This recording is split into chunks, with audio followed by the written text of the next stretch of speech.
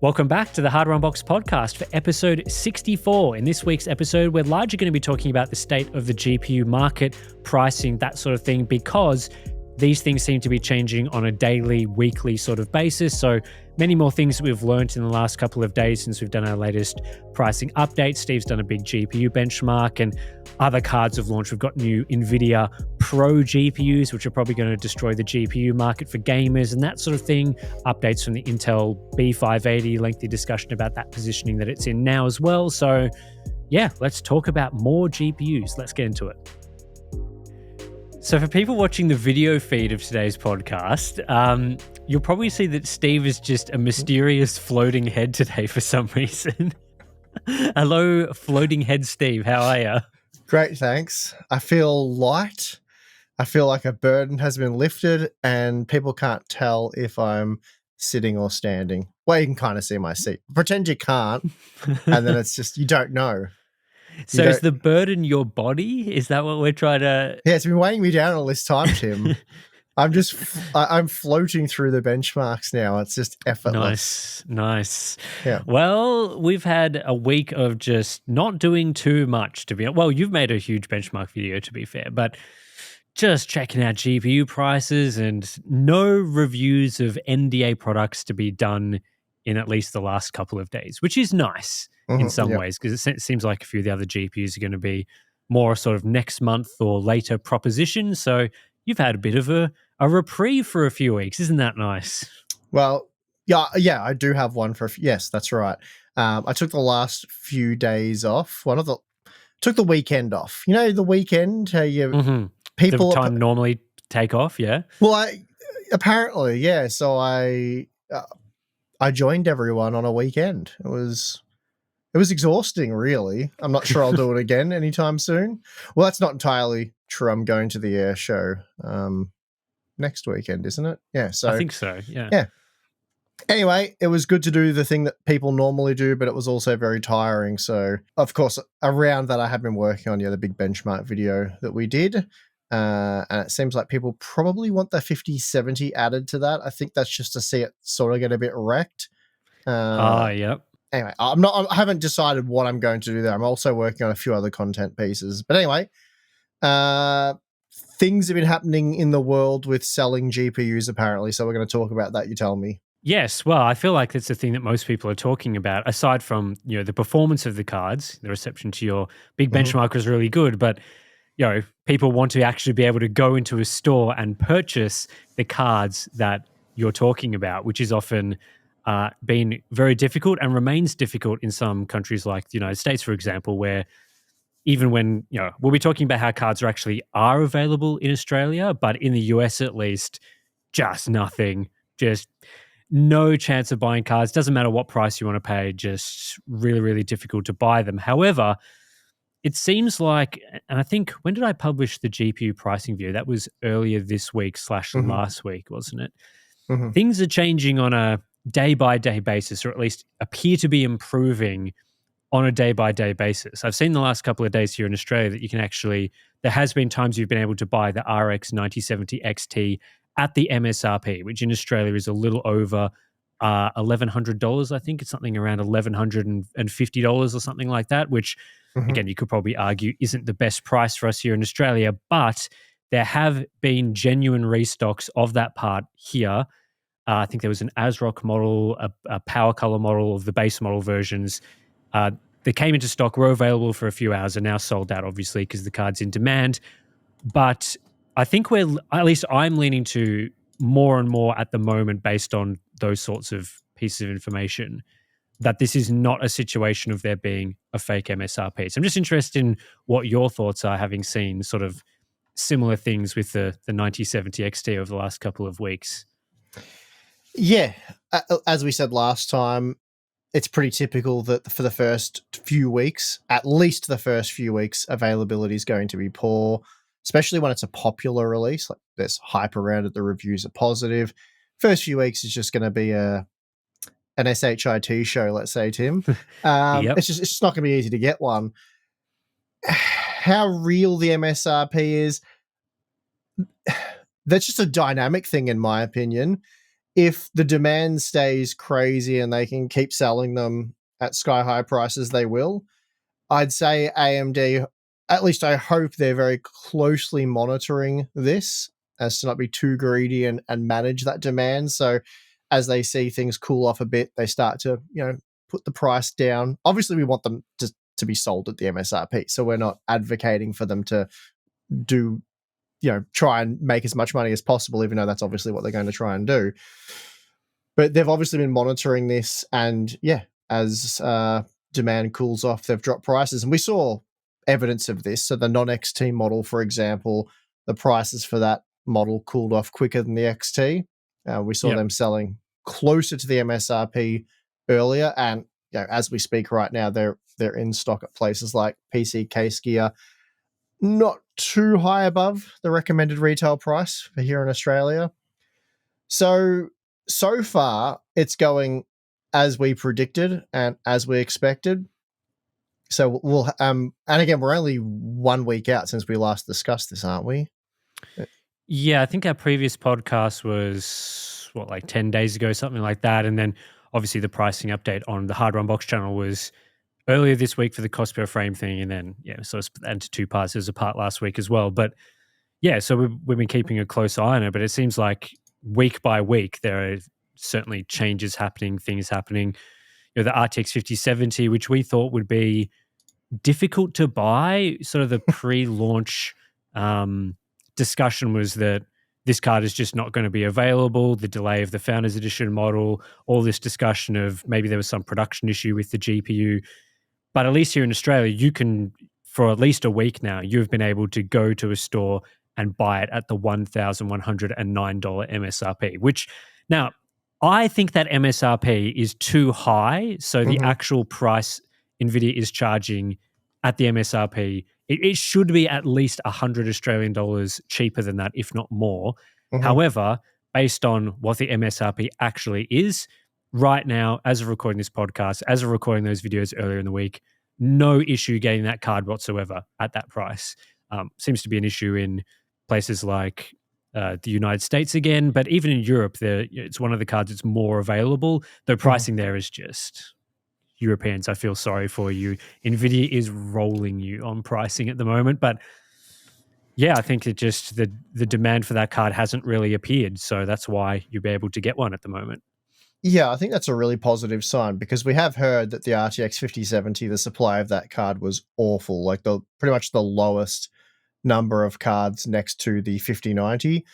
So just very, very poor initial volume there. And despite that, you can still buy one, and you can buy one at the recommended retail price. So people aren't just tripping over themselves to buy, these less desirable products at inflated prices.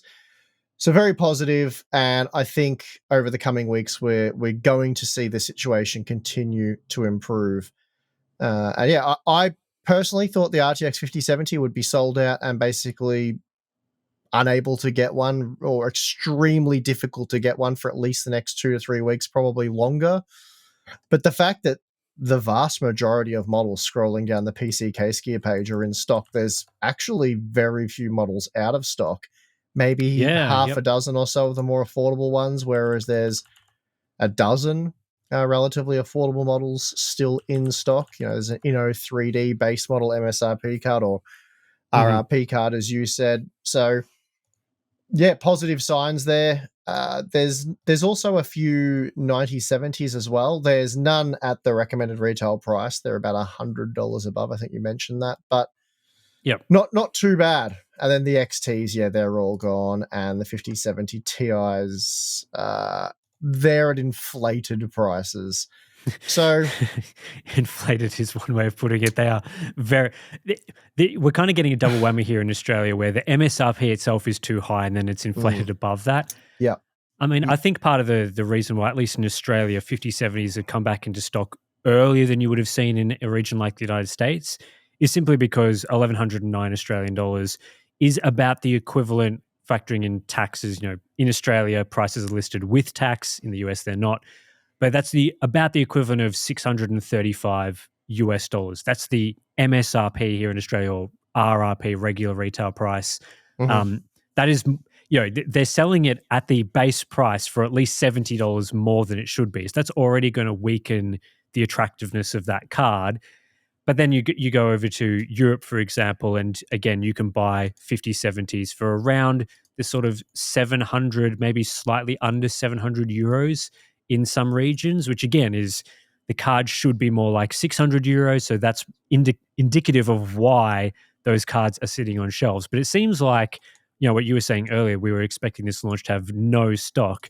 It seems like when stock arrived, it was for these expensive cards that no one wants, and even with a small premium above the the price that it should be, people just are not interested in it. And I think with a 5070, if you're faced with spending 700 euros or 1109 Australian dollars, for example, it's not that much more to get an RX 9070 XT. The MSRP for the 9070 XT in Australia is what, like $1,150. So it's like 40 Australian dollars more than the 5070, a very small margin. And because we're seeing some of those occasional restocks of those cards, it just pays to wait. Like you wouldn't buy a 5070 at $1,109. You would just wait until a 9070 XT restock happens. And the fact that the restocks are happening is giving people hope that if they wait, they will be rewarded with some sort of good value product. So it's no surprise that like a 5070 is just not an attractive card at that price. And same with the 5070 Ti, like $1,500 is at least 150 Australian over what it should be, if not 200 Australian for the MSRP. And then you're selling it for $200 more. Like, yeah, why is it sitting on shelves at $1,700? Because it's a terrible deal. That's why. Yeah, well, it's positive that it appears so many people are educated on this now and not just buying the GeForce GPU because it is in stock.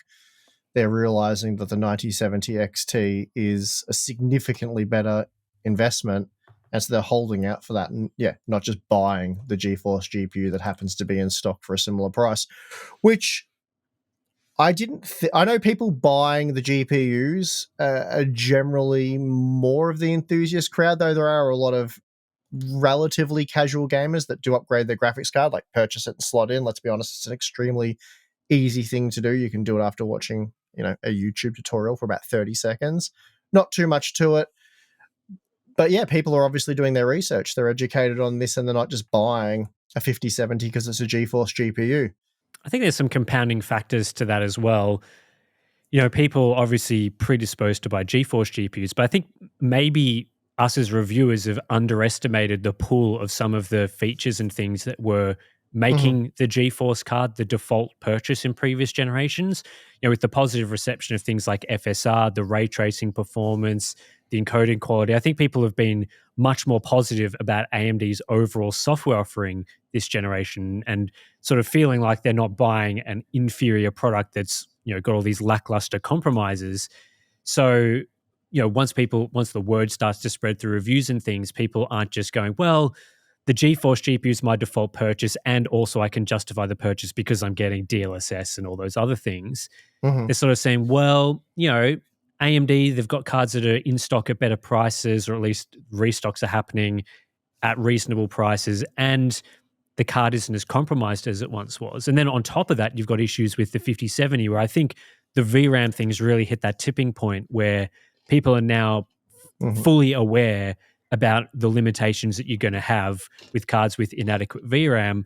And so that's playing into something like a 5070 being less popular as well.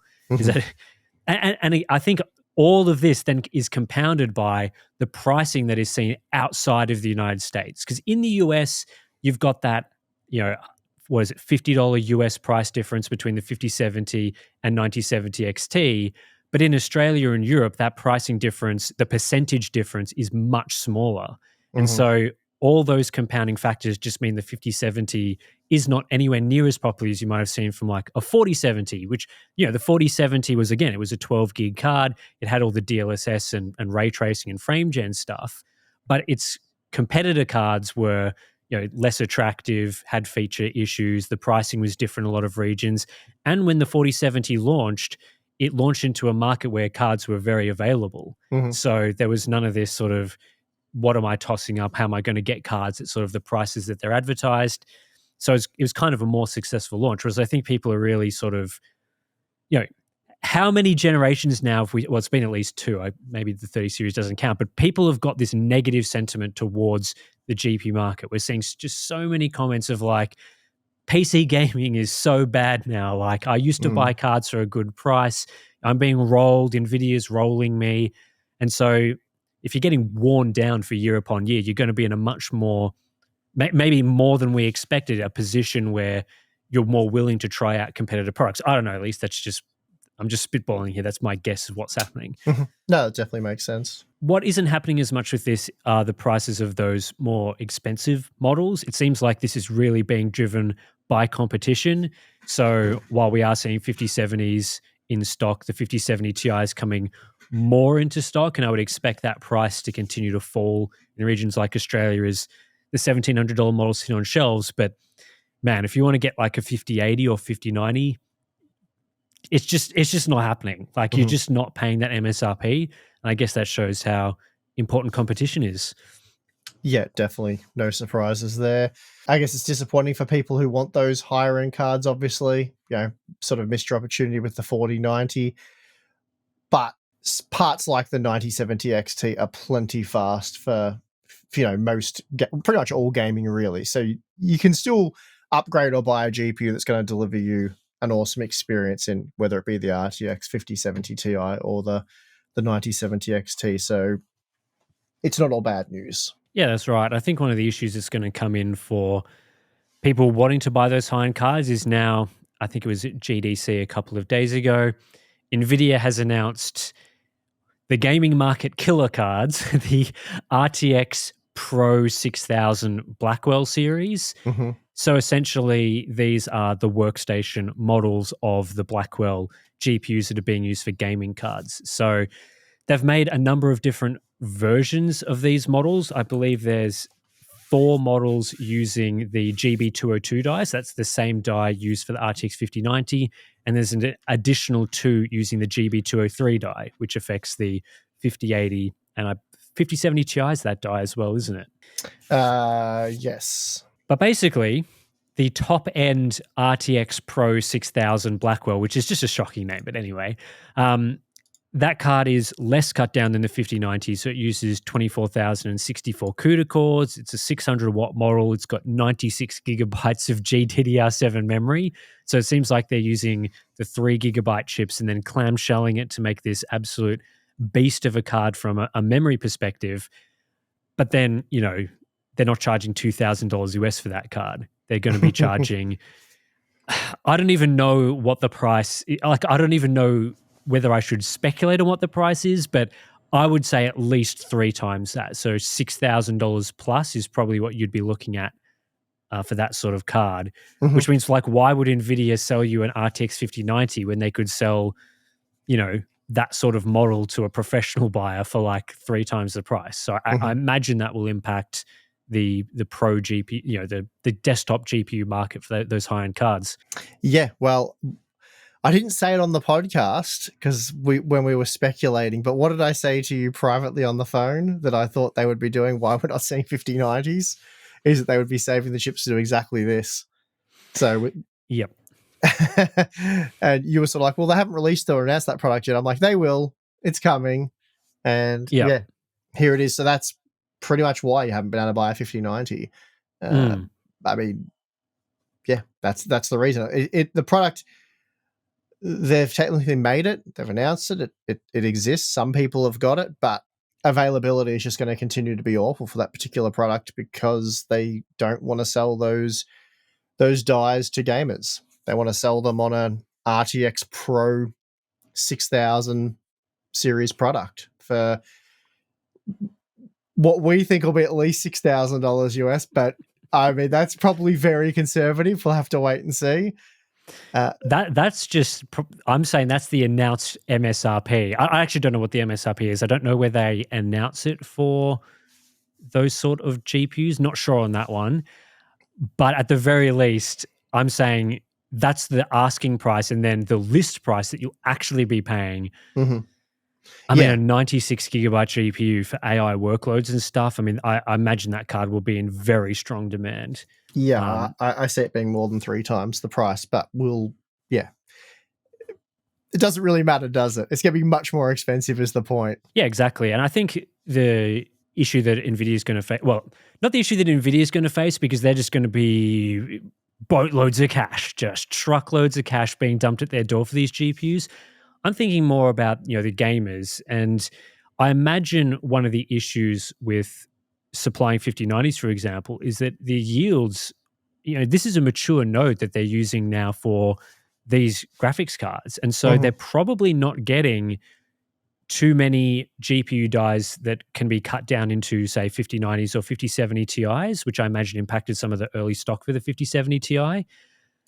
So with the GB202, for example, if they're getting good yields on that massive die, and the RTX Pro 6000 version is the version that's more close to fully unlocked than the 5090, then they're going to have been stockpiling boatloads of those for these new cards, as you were saying, and then the not quite as good silicon that goes into a 5090, maybe there just isn't enough of that. Again, I don't have confirmation on this. This is just my spitballing again of ideas of why we're seeing what we're seeing. But certainly if they're getting these back from the factories and there's plenty of good dies, yeah, they've probably been putting them aside for these GPUs.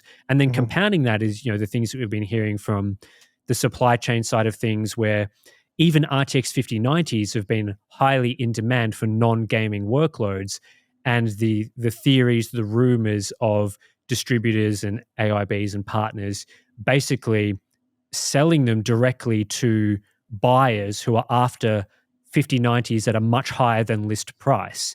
So even if a card is being sold for, let's say, $3,000 for an RTX 5090 to gamers, there's rumors that, these middlemen partners and people are basically, they're trying to find the people willing to pay $4,000. They're not gaming customers. They're, server farms or workstation buyers who are just willing to pay ridiculous amounts of money because they're using them for AI workloads. And so if that's the case, if there's extreme demand for a product like the 5090 for those people, then just imagine what the demand will be and the amount NVIDIA can charge for a card with even more memory, slightly more cores that's, designed for those sorts of workloads.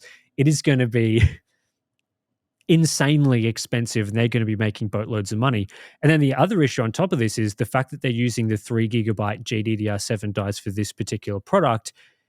That's going to hurt the ability, and probably has hurt the ability for NVIDIA to use those memory chips for something like an RTX 5070, where they'd make a lot of sense.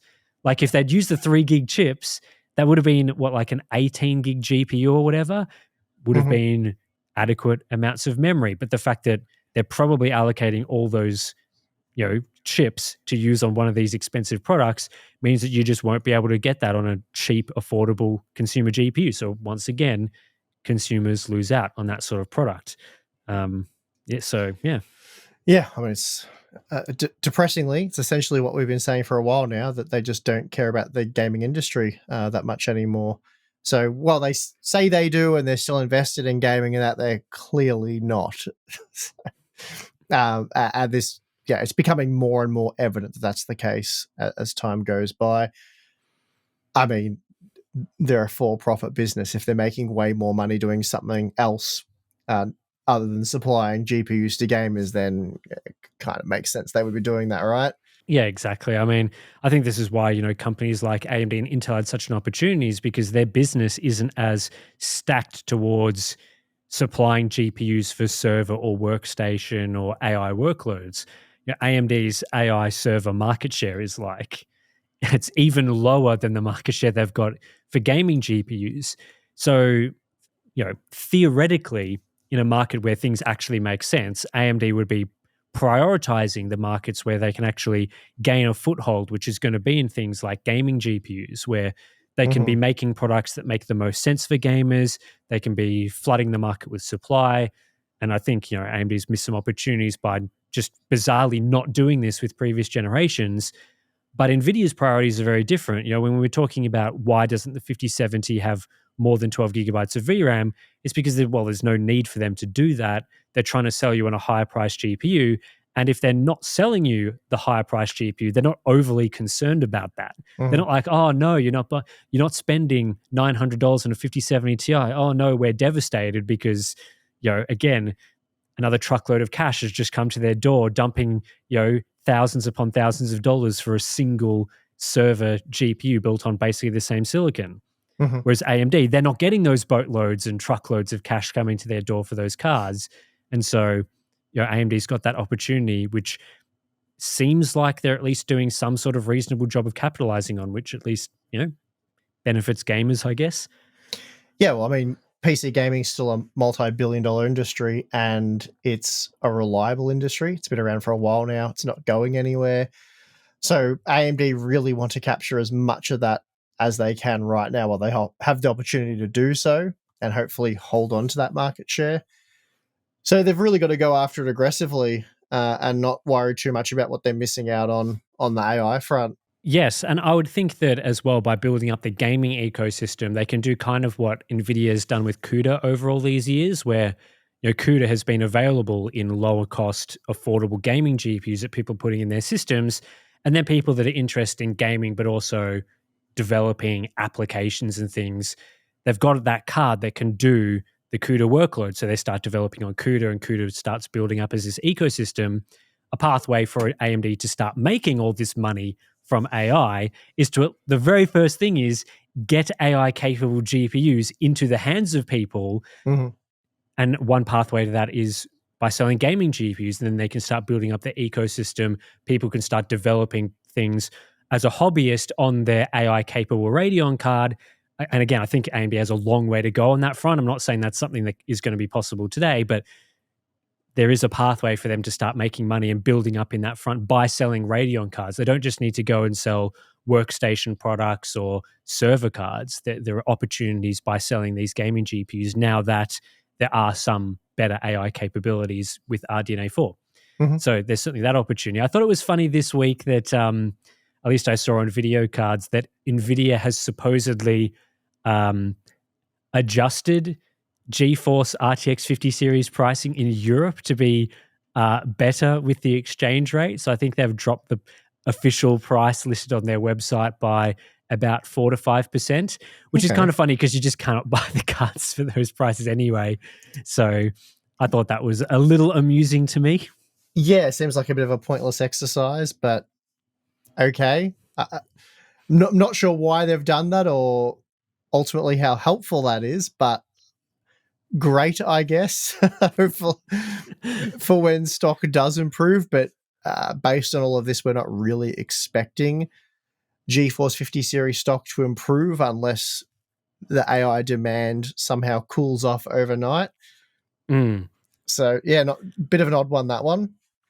Yeah, I mean, I think they've listed now the RTX 5080 at 1,119 euros in Germany, which is, I mean, that's just a fanciful price. Like, there's just no way that you're getting a card at that level. And they've even dropped the 5090 I've seen by 4%, which is just like the MSRP on the 5090 is just not a thing. So, yeah, it's a bit of a bizarre one there. But I guess I think I agree that the supply is probably not going to improve on a weekly basis. But I do think that as the supply continues at a steady, consistent pace, that those cards will start sitting on shelves more. So I think that is the way that those cards are going to change in price, improve in price a bit. Not necessarily from NVIDIA starting to make, thousands more 5070 Ti's than they were making, just that people aren't going to be buying the ones that they have made at those sort of prices. But again, I'm not sure. Yeah, well, we obviously have to wait and see for availability, or at least the stock levels to start meeting the demand in the US, which has that even happened for the 5070 yet? I'm not sure. I haven't looked into that. All the cards are out of stock, even the 5070. So I think they're struggling a bit with the US market and demand. Maybe because scalping is more of a thing over there than you would see in Europe, where the prices are just too high to even justify scalping. I'm not sure. Yeah, well, until that changes, it's hard to make any predictions, really. The last thing I want to talk about before we move on to maybe some CPU stuff is about Intel's Arc B580. And that's because I feel a little bit like Intel has kind of cooked this launch badly. You don't say. Well, I think we're going to be getting the 5060 series and the 9060 series within the next couple of months, at least before that middle half, at least the halfway point of the year is going to be the next couple of months, right?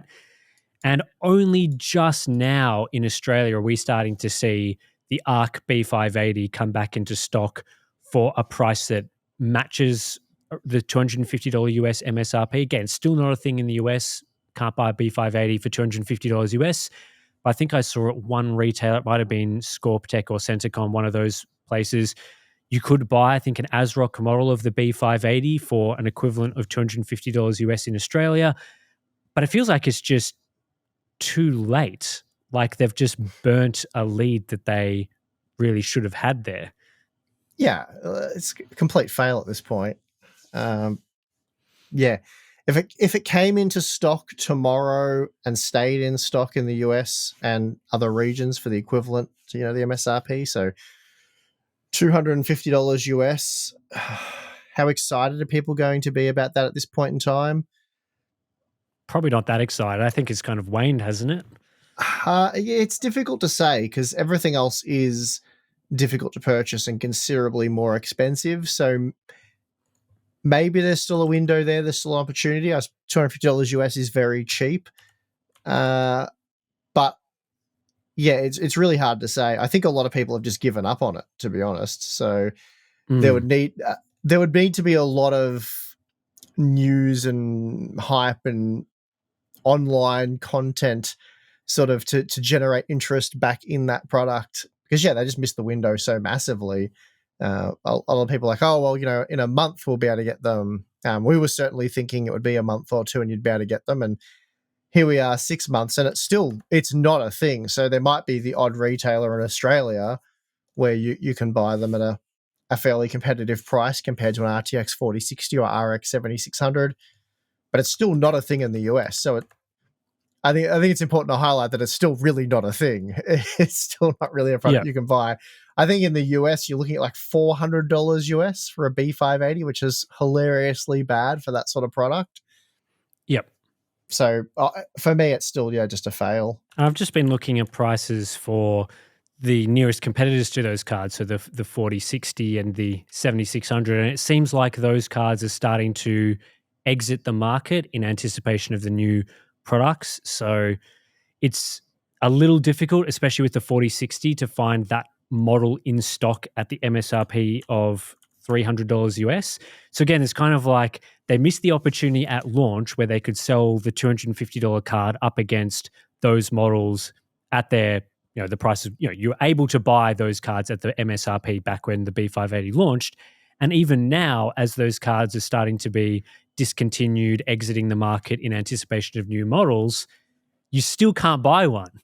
So it's kind of like, imagine someone wants to spend $300 US on a graphics card right now. They want to play the latest games. They're building a PC for the first time. They're not super aware that new models are just about to launch. You go and have a look at the market, and it's like the B580 should be sitting there as the $250 option for those people in the face of not being able to buy the other cards.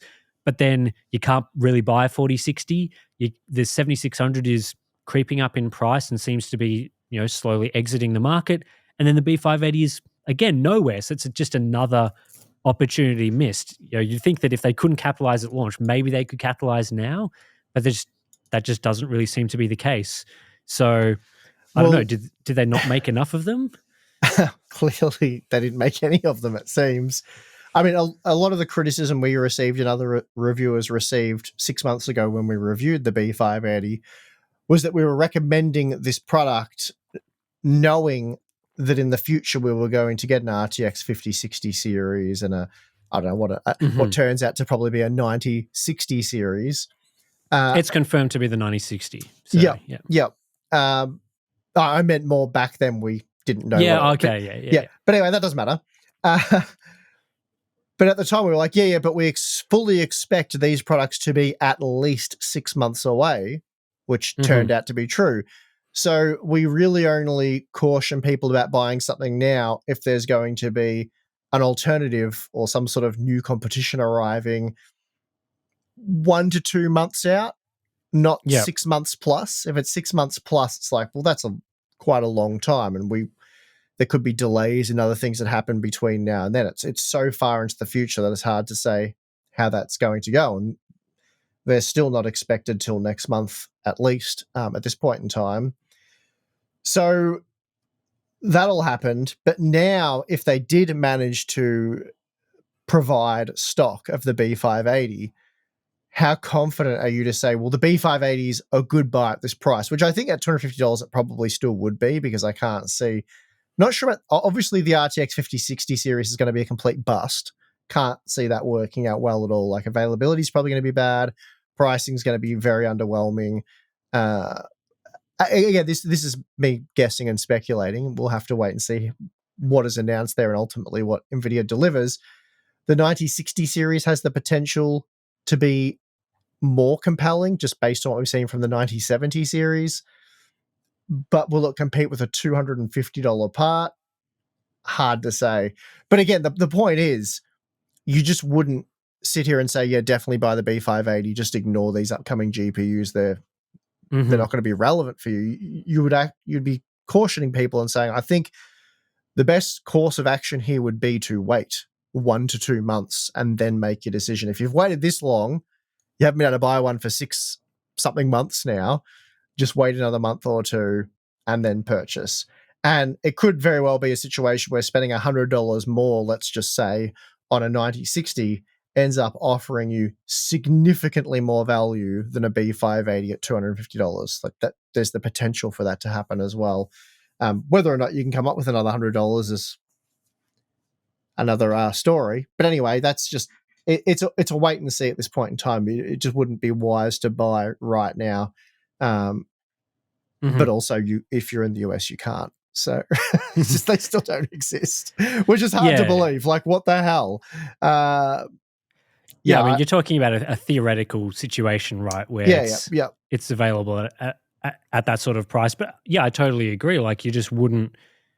The recommendation was strong at the time based on the factors at the time. And now that we're in a different time, it just completely changes that recommendation. I think there's a number of factors why I would be hesitant to recommend the B580. The first one would be, whether or not AMD does this, I'm not sure. I don't know what the rumored specifications are for the 9060, but I think it would be crazy for AMD to not offer that card with 16 gigabytes of VRAM. So I fully expect that the memory bus will mean that they have to choose either 8 or 16 gigabytes.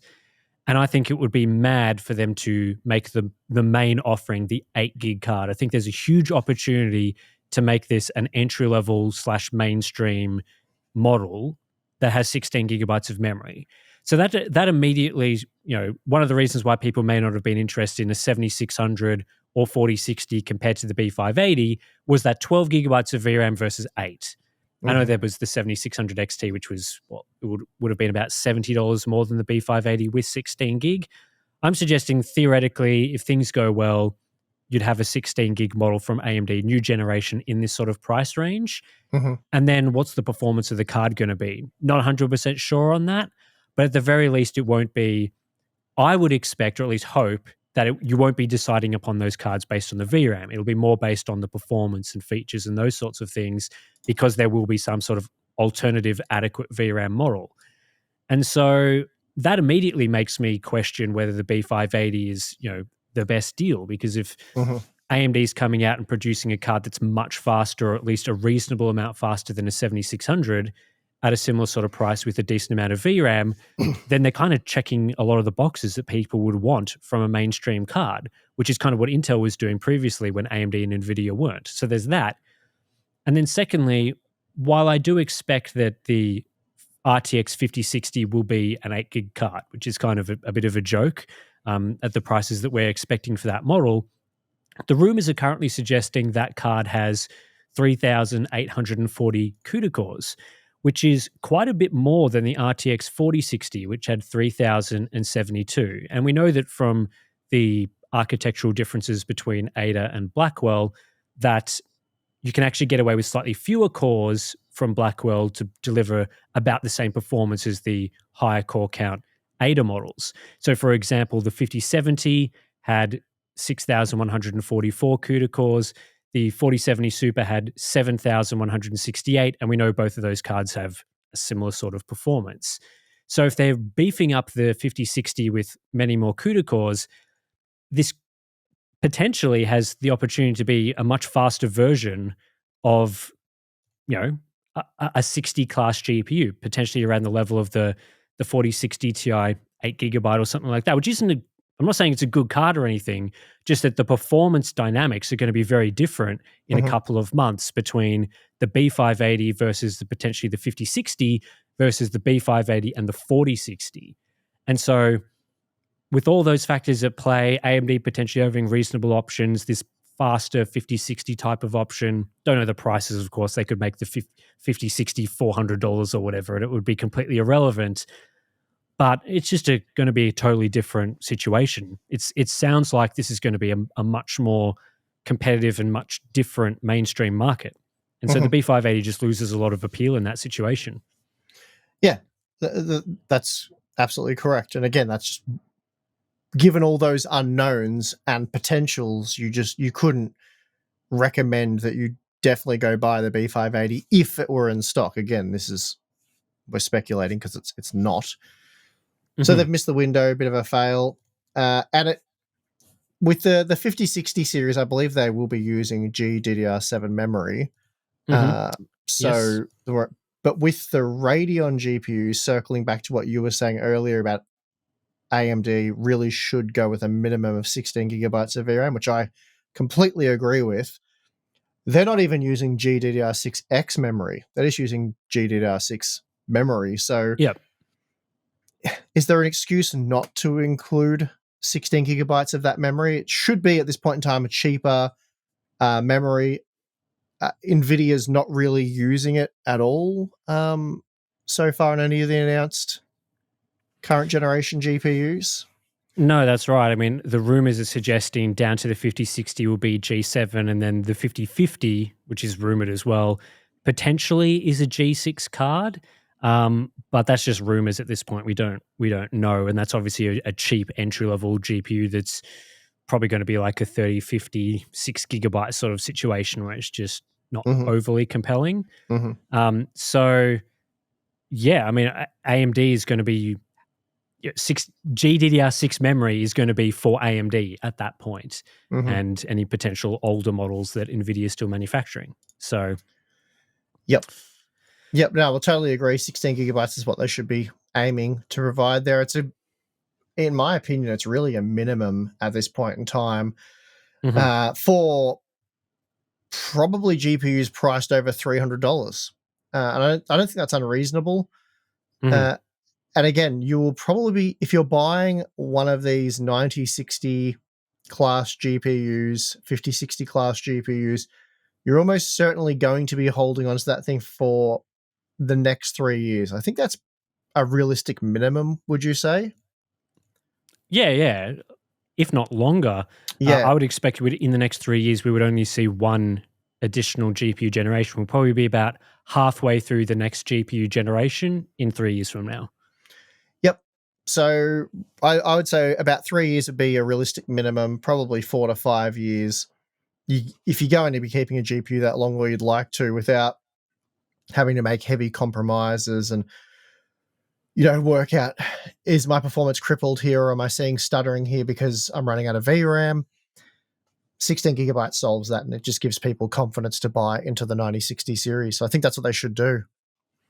Yeah, and it's not our problem that the memory buses that are likely to be used on these cards only make it so that there's an 8 gig or a 16 gig option. Like if there was a 192-bit bus card and then they could go with a 12 gigabyte GDDR6 configuration at some sort of low price point, that's probably going to be acceptable. Mhm. But if they don't have that option, if the option is 128-bit or whatever, and they're forced into 8 or 16 gig, not our problem. You kind of have to do the 16 gig version at that option. So it's Yeah. it's like too bad Oh. you stuffed up. You didn't do the right memory bus config. So too bad you're going to have to spend a bit more on the memory. But I mean, the 7600 XT, right, was a card that was released a year ago now, if not more. It was kind of in the last generation, so it's really from the generation from 2 years ago.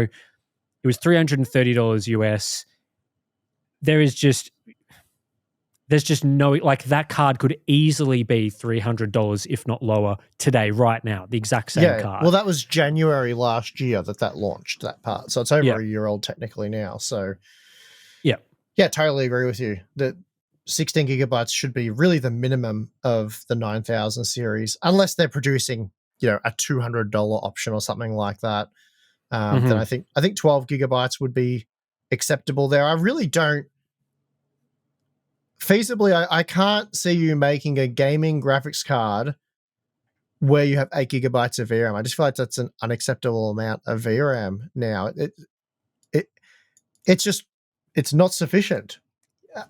I mean, why did they stop releasing 4 gigabyte graphics cards? 8 gigabytes kind of in the same category now. It's going like this 8 gigabyte 5060 is going to be so bad for anything outside of esports titles. I think the only way I could justify it is if it's the absolute lowest product in the product stack and it's very cheap. It's got to be cheap. I think we made a poll back on the Hardware Unbox channel. I'm just trying to find it now because it was a few months ago. I asked how much, so this is 3 months ago. In 2025, what is the absolute maximum you would pay for a GPU with 8 gigabytes of VRAM? And the options were $100, $150, $200, and $250. So I didn't even give people a $300 option. That's for their own good. For their own good. But basically, we had 33% of people say $200 and 37% of people say $150, which made up the majority of the options. And 23% $100, 7% $250. And this is just feedback we've gotten for ages now, that people are not overly inclined to buy 8 gig cards. And we're well aware that, our polls, our audience, we've been talking a lot about VRAM, so that is going to be skewed in some way by our opinions. Well aware about all those sorts of things. But I think the general sentiment of people is what you've been saying. And certainly the comments on that poll, the 55,000 people voting on it, suggests that people are not willing to buy an 8 gig card unless it is an absolute entry-level option. And I would say $200 these days is an entry-level GPU. Unfortunately, I'd love it to be cheaper, but the reality is it's $200 is entry-level. And so, if we're talking about a $250 price point, a $300 price point, $250, 12 gigs probably okay. But once you get to $300, I 100% agree with you that should be a 16 gig card. And if we're seeing a 5060 at $300 with 8 gigabytes of memory, that card's just going to be a fail. And that's why AMD has that opportunity to make a genuine 16 gig version around that sort of price. And I think it would be highly successful just based on that polling information. That polling information is telling people above $200 US, we want more VRAM. And I think people, at least with AMD now offering better upscaling and all those features, would be leaning towards two cards that are sort of similar, would be going towards the card that has 16 gig in that price range. And so there's just a huge opportunity there. I don't know whether they'll do it.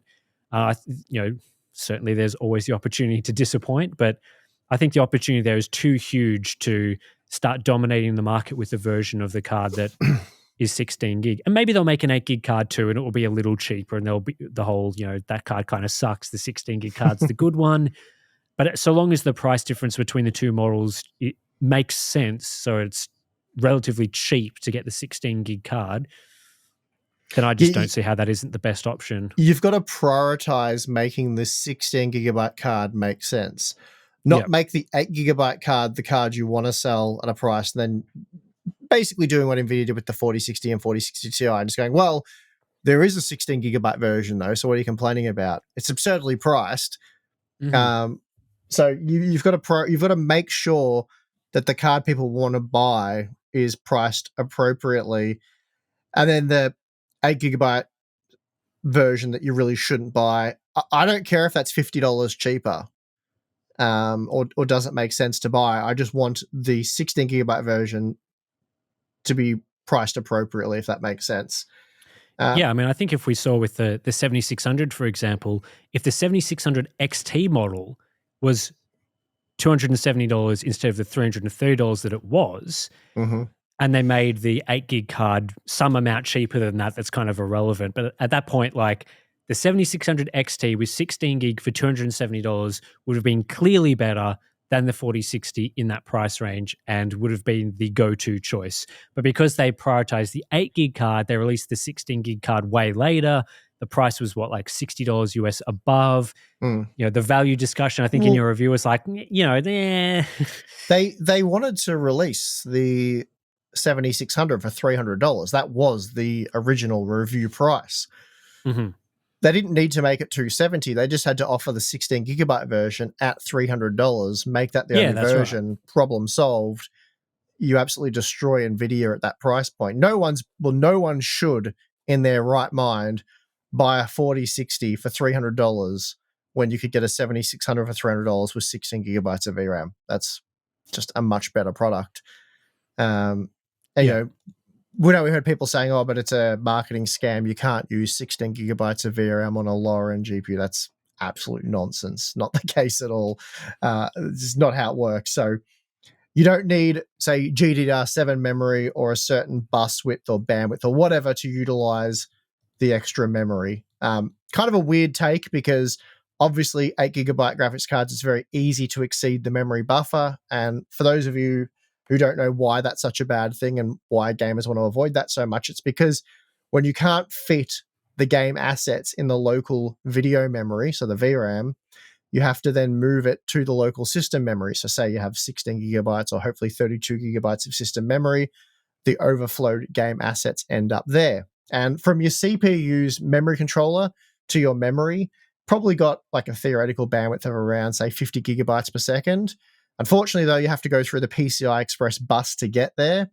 And on an 8-lane card, you're probably looking at, I don't know, let's say 16 gigabytes per second of bandwidth. So you're going from the local VRAM bandwidth on a 4060, which is like 270 something gigabytes per second. So you're shuffling assets in and out of memory at 270 gigabytes per second with low latency. Then you're having to go through the PCI Express bus, which, you know, under 32 gigabytes of bandwidth there and much higher bandwidth because you're having to travel through the PCI connector, up to the CPU, across to the CPU's memory controller, out to system memory, and then do that trip all the way back. Much higher latency at significantly lower bandwidth, which is why the frame rate just tanks and stuttering and all that stuff occurs. And that is solved by having more VRAM. So logic dictates if you have an 8 gigabyte graphics card and you're exceeding the VRAM buffer and running into very poor performance, adding more VRAM solves that problem entirely. Mm-hmm. So the adding more VRAM is the solution there, which is why the 7600 XT doesn't suffer those problems that you can run into on a 7600. And it's much worse on a product like, say, the upcoming RTX 5060 series, because those parts are advertised to have, you know, multi-frame generation, which uses more VRAM. You know, they're RTX graphics cards, so they have the superior ray tracing, which you can't really use. Well, you can't use ray tracing in any modern games.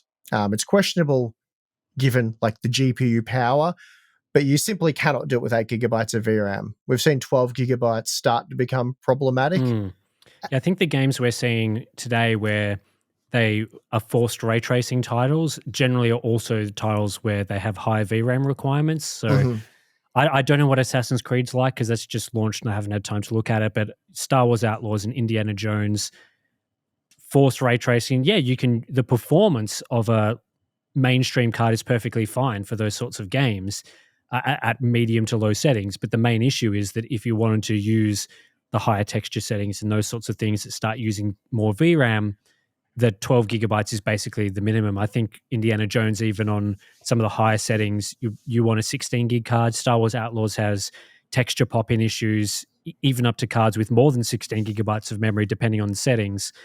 So I would imagine that will be happening more and more as we start getting into this era of games where ray tracing is mandatory.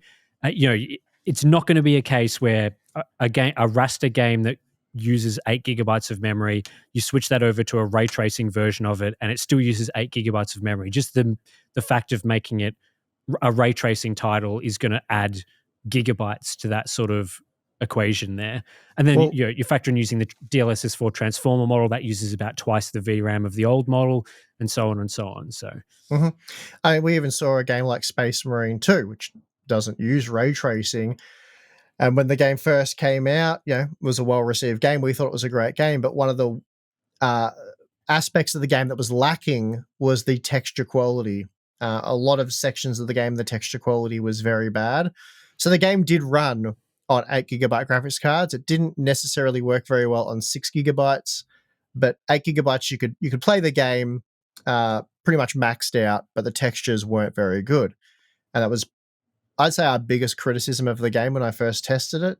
Anyway, they added a 4K texture pack, which enhances the textures at all resolutions. Like, it looks much sharper, much more detailed, and it massively transformed the game, made it look significantly better. But now, you run into problems on 8 GB graphics cards. So I think NVIDIA's got many sorts of issues with cards like a 5060 on top of what we've been talking about, because one of the issues why texture quality hasn't been as relevant for resolutions like 1080p and 1440p is because all those games using temporal anti-aliasing, it's very blurry. TAA at 1080p in most games is extraordinarily blurry, and things like DLSS prior to DLSS 4 and even FSR 4, it just didn't allow you to see the genuine quality of the game because it was just, you move around, it's just blur. And now NVIDIA's basically said, well, we've fixed that with DLSS 4's transformer model.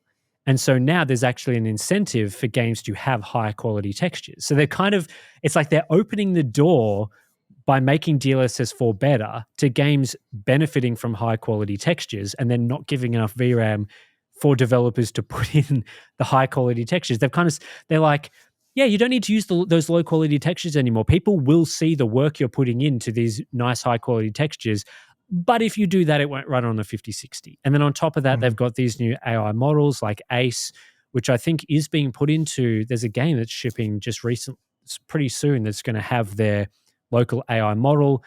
And last time I was speaking to NVIDIA about that, they're basically saying the limiting factor to this is not the AI performance of our cards. The limiting factor is being able to store the AI model in the VRAM in addition to the game assets. And so if they want to run even a small model that might take up a couple of gigabytes of memory, well, now the rest of the game, so the textures, if it's a ray tracing game, the BVH and all that stuff, now there's less room for all that to fit in the AI model. So it's always been this weird paradigm with these NVIDIA GPUs that seems to still be an issue with this upcoming 5060, where you talk to NVIDIA about all the new features that they're coming up with, and basically everything requires more VRAM. And I know there's a few features that they've come out with that are trying to go the opposite way. They tried to reduce the VRAM requirements of FrameGen, though it still uses more VRAM than not using FrameGen at all. They've come up with, I think, what is it, RTX texture compression or neural texture compression or whatever it is that's supposed to lower the VRAM requirements of textures. But then all of the other features, path tracing, just general ray tracing, transformer model DLSS, frame gen and multi-frame gen, the AI stuff for AI models in games, all of that has heavy VRAM requirements. And it's just this weird duality where they want you to use all their cool features that they're developing, and then the actual hardware they're making is not good enough to run it. So I know we've talked about the upsell angle, and they want you to buy a 5070 Ti minimum so you can run all that stuff. But it's such a weird position for them to be in. Yeah, it is. And look, any of the RTX or whatever memory compression, or let's just say VRAM saving features, none of those features are going to save 8 GB graphics cards. Like, let's be real here, guys. It's just not happening. As much as you want it to, it's just not happening. You're going to need more VRAM. NVIDIA should be giving you more VRAM. And yeah, as Tim just mentioned, the reason why they haven't is because, at least to date, or near enough to date, they just haven't needed to. They could sell you a crappy product and it's like, take it or leave it, guys. We know this is a crappy product. If this is all you can afford, tough luck. Otherwise, do the right thing and spend more money and buy a better product from us. There's no alternative. And really, the market has signaled that there's no alternative. Like, AMD has no market share. So They're like, Nvidia's oh, what? You're going to go buy that crappy card with FSR4 and no ray tracing? Ugh, we know you're not yeah. going to do that. So I you mean, deal with our compromises. people haven't, so they're pretty comfortable sitting there saying like, yeah, okay, it's got 8 GB of VRAM. What are you going to do about it? Like that's what we're offering at that price point. If you don't like it, spend more money, and that's pretty much been it. Like they haven't had to do anything. So yeah, if AMD can offer 16 gigabytes, which I'm not at all confident in, but if they can offer that to go up against those parts, then things will change. Obviously, right now, NVIDIA is probably not caring too much because, as you say, they're making all that money on the AI stuff. But if they ever have to turn back to the gaming industry for a primary source of income, then yeah, who knows what they'll be coming back to in years from now if this sort of thing continues. Yeah, and I think we can even go back to history to sort of see how competition has forced NVIDIA to make cards with much more acceptable levels of VRAM over time. So I'm thinking about going back to the jump from the 900 series to the 10 series. The 10 series was well lauded as one of the best generations NVIDIA's ever made, and it had extreme longevity just because of the VRAM capacities that those cards offered. So the GTX 970, for example, had the 4 gigabytes, which was really 3.5 plus another half gig situation. And the 980 Ti was a 6 gigabyte card. And then you went to the 10 series and the 1070 became an 8 gig model. The 1080 Ti was like 11 gigabytes. Yeah. So much higher VRAM capacities. The 960 went from, I think there was a 2 and 4 gig versions of that card to then the base model was a 6 gig card. And you think, okay, or so 3. There was a 3 gig card too. Yeah, it was cheaper. And I think they launched with the 6 gig card and the 3 gig card came later. So that also played into it. And you sort of think like, well, what forced NVIDIA to do that?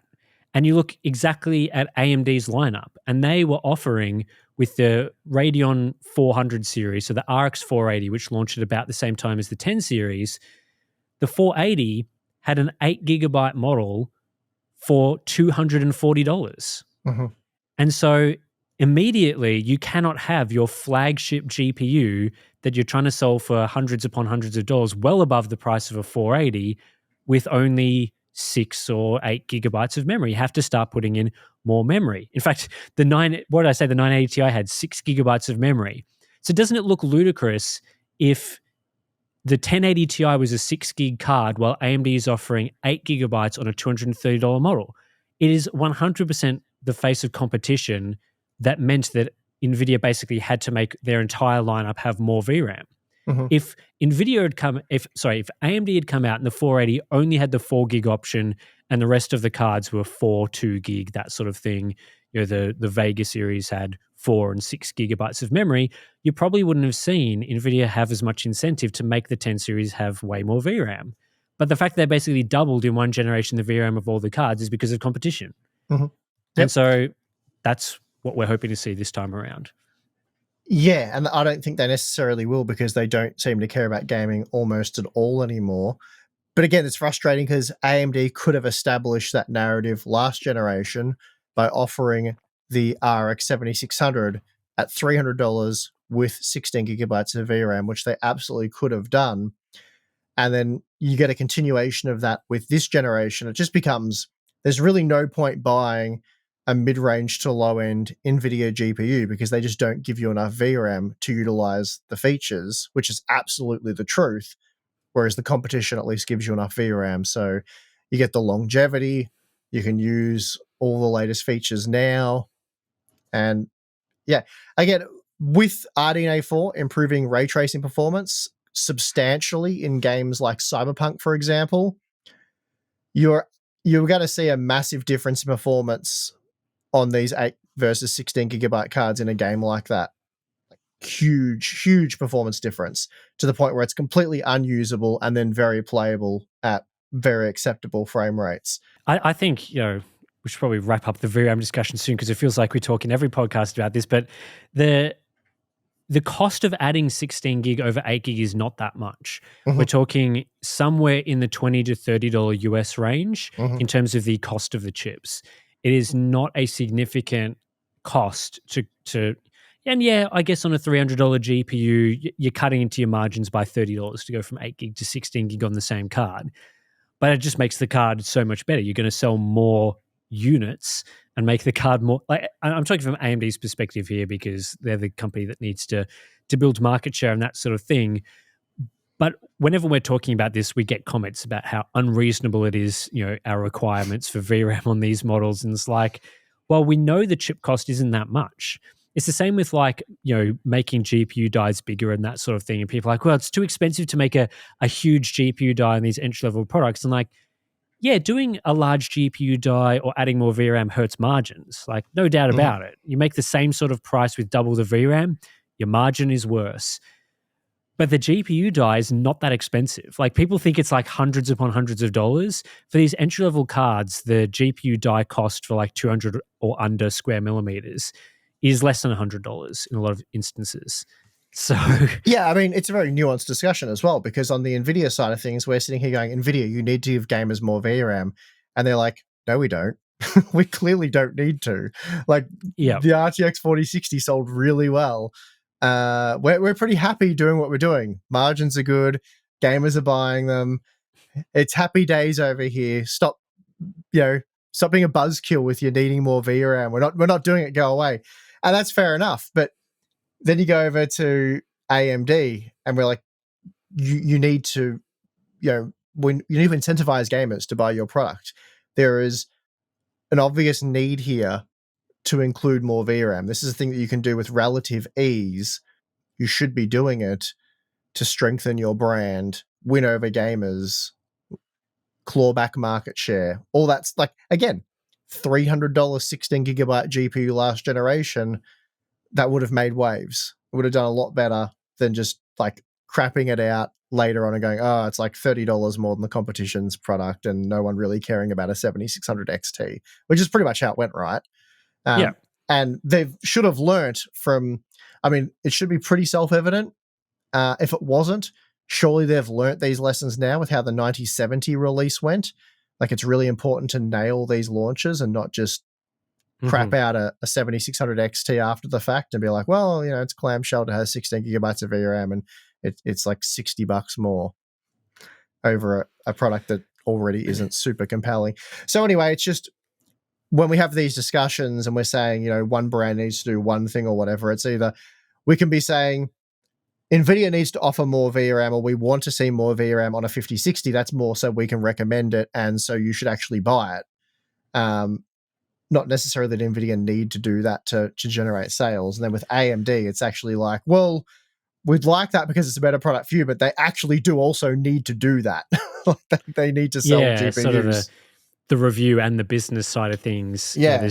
There can often be either contrasting views from NVIDIA or sort of more an alignment side of things with AMD generally. But I think the point that you made about the 9070 and AMD sort of learning lessons from that is a really good point, because often when I was looking across, the prices that GPUs were selling for, the interest in the cards and that sort of thing, it was pretty often that the actual asking price for 9070s in stock in a lot of regions made it better value than the 9070 XTs by a small amount. Maybe it was 5 to 10% better value, which you would have seen in that cost per frame video.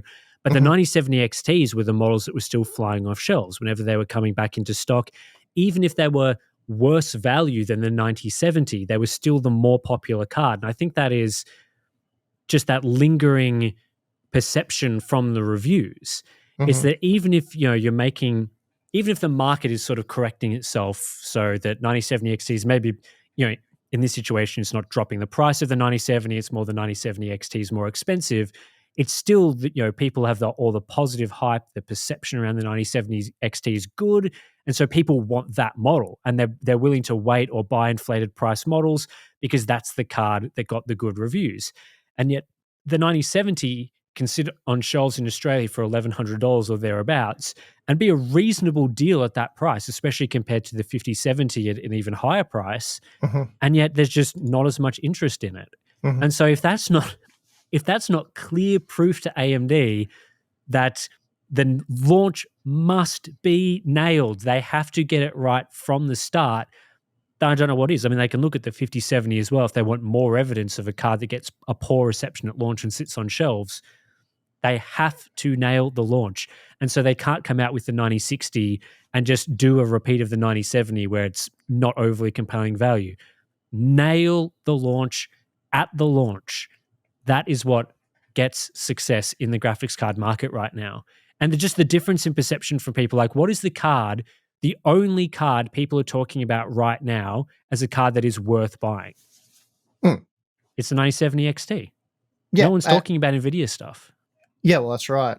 And yeah, well, the XT at MSRP, so what the reviews are based on, because we have no other available data to pull from at the time, though we did do our due diligence. I think we did our research and we spoke to a lot of retailers and we warned people about AMD subsidizing the MSRP and how that would go over time. And again, that was a dynamic thing. They subsidized it initially, so the MSRP could be hit, and therefore you can't really claim that a thing's a lie if it's been achieved. But it was only on certain models, and it was for only a certain period of time. Now, that wasn't to say that it would expire and never happen again. It's like a fluid thing. They're monitoring the market. Do we need to keep, subsidizing these products so that we can hit these lower prices, or are they just flying off shelves at any price, and therefore it's something we don't need to worry about? So it's a situation they're monitoring. But from the review perception, you're paying 9% more for the XT model. It's $50, 9% premium. That's it. It's not even double digits. And you're getting, I think it was like at least 15, 16, 17% more performance on average, something like that, which makes the XT a better value product. I did see some people criticizing our review and other reviews for, I don't know, they claimed downplaying the non-XT model, saying that it wasn't good value. But they're like, for me, $50 is $50. So saving, I can't afford $600, which is a bit weird. If you're spending $550, I feel like $550, $600. If the $50 gap there, at least in my opinion, based on, well, my finances to date of being around for a while, if the $50 for me was like a bridge too far, couldn't do it, couldn't entertain that, it's not happening, I probably wouldn't be spending $550 on a thing for playing video games, if you get what I mean. It's like you're either just spending $550 or $600 to play video games, and that's something that's doable and won't break the bank, or the money should probably be spent elsewhere on like a mortgage or whatever. I mean, I'm not trying to tell people what they should or shouldn't be doing with their money. I just feel like you should be maximizing what you get for that money. And if it's not diminishing returns to spend $50 more to get even more performance, and it's technically a better value product, which it is, then, I mean, that just makes it's objectively better, right? It's better value. I don't know how else you assess or analyze that. It's like, well, yeah, it's 9% more expensive, but you're getting like 17% better performance. Therefore, this is the better value product. I don't really see how you can criticize that conclusion. It's just factually accurate. And for consumer advice, you kind of want to be aware of that, right? That by actually saving $50, you're not actually getting a better value product. And really, when you're going with the lower end product, it should be offering more value because you're getting less overall performance. That's right. And I think those arguments that people make a lot more sense when you're talking about like two different classes of GPUs. Like if you're comparing the value of a $400 GPU to a $600 GPU, the performance is not really in the same ballpark and that sort of thing. And $50 becomes more and more relevant the lower you go because it's more of a percentage. But certainly, at least from my experiences, becoming, buying higher end stuff as time goes on, the dollar differences the higher up you go become less relevant. And yeah, I think that for a lot of people, the difference between $550 and $600 is not that large, especially if the card you're getting, spending the higher amount is better. Well, it's 9%. I mean, yes, there's going to be a few people that maybe can afford $550 but can't afford $600 because they're really stretching the budget to get up to that $550 mark, in which case then it's kind of like, well, you're stuck with the options that are available at that price. So even if it is a worse value product, then you can, it's kind of like the conclusion that we're talking about becomes irrelevant. You should just be assessing the products based on your scenario, your situation, in which case then, yeah, you'd be comparing the 9070 to the 5070 basically, because you can't go any higher. But we're talking generally in those conclusions about more general things that we think apply to a more broad selection of people. And that's why, you know, we've talked about $1,000 versus $1,200 as being not that much in the past as well. If you had to spend $1,000 on a thing to play a video game, what's the ceiling? But yeah, $400 to $600, 50% increase. Like, I'm not suggesting, look, if you're going to spend $400, just spend $600. That's not at all what I'm suggesting. It's less than let's call it, let's be generous, say it's a 10% increase. And I think for me personally, the way I would look at it is, if 9%, 10% more money, I can get almost 20% more performance, and it's just, I would wait. I would. Okay, so for me to save an extra $50, how long is that going to take? A week, 2 weeks, a month, 2 months? I would just wait and go that way about it. Again, I'm not saying under no circumstances you shouldn't buy a 9070 non-XT.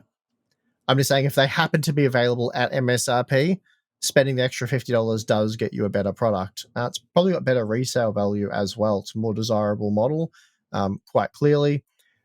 From the AMD perspective, really, I think they should have just announced that as a $500 product, and then it would have been met with hot reviews. People would have been really recommending it, or at least a price like maybe $520, where it's in a similar ratio to price to performance. But yeah, I think they should have just said it was a $500 product, because they're not selling at the MSRP anyway. And those particular models are sitting on shelves, evidently, at places like PCK So anyway, just as it turns out, the 9070, sorry, I think I said 5070, but I meant 9070, can make sense. Because we're not seeing MSRP pricing anyway. So, yes. So hopefully they've learnt the lesson there. They sort of have assessed the market and can apply that to the 9060, because we did see with the previous generation that the 7800 XT was probably the card that AMD applied most of their lessons to. It was the best priced of all of the RDNA 3 models in terms of its competitiveness to the 4070 and 4070 Super and those sorts of cards. So, you know, the 7800 XT, they sort of did an okay job of that. And then the 7600 comes along and they kind of forgot.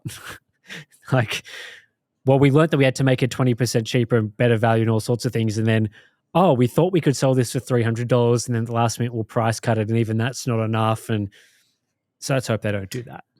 Yeah, I mean, the $300 price matching NVIDIA with like a similar performing product was a truly bizarre way of going about it. Same VRAM, similar performance, same price. I don't know how they were expecting to have any kind of success doing that. But anyway. I want to briefly talk about a product that AMD is seeing a lot of success with before we go into our boring life sort of thing, which is the Ryzen 9 9950 X3D, which we haven't talked about in the podcast yet because you reviewed it in between our last two podcasts. I feel like this is the product that kind of completes AMD's CPU desktop lineup at the moment and really makes it so that AMD has you covered for everything. I find, I don't know what your opinion is. Obviously, you've made your review and said your opinion, but I feel like there's little reason to purchase an Intel CPU at this point, just based on the offerings that AMD has got across all different price points and performance levels. They've got the model for gaming, the flagship CPU for gaming that offers the best performance. They've got you covered for the productivity plus gaming angle.